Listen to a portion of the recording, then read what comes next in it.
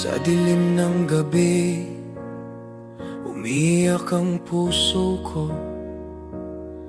Sabihan pa jud ko ni Dong Jo na sa mura laban lang bro. Pero sakit kaayo oy, murag gikulam ang gibati. Kukurugay tay, parang nabasag na origami.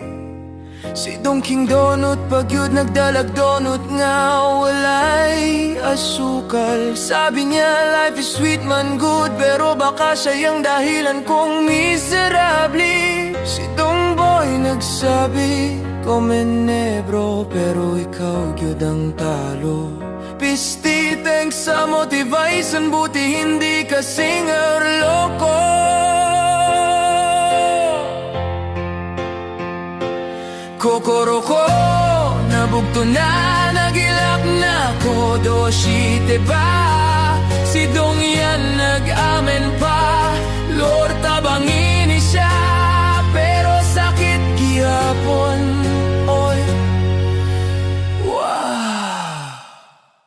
Arigato sa inyong tanan, pero broken pa rin akong kalamnan. Si Dong Mac, Dong Jit, Dong Long, Dong Yoy, buong barangay na siguro to, pero lagi ako nabangan. Ang puso kong gabulag-bulag, oh no.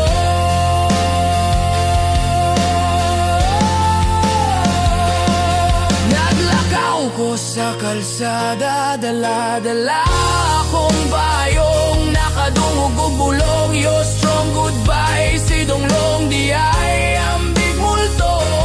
Si Dong Jit nagdala og ramen para ma-happy ka brad, pero kahit to'y si di matabunan ang sakit na grabe ka loud. Yummy no, nakade ako ragyudo sa,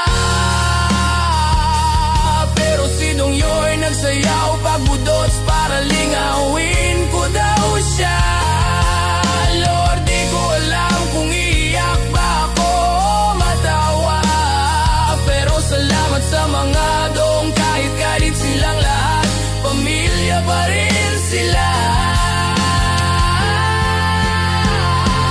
Kokoro ko, nagdugo na, pero at least dili na ako mag-isa.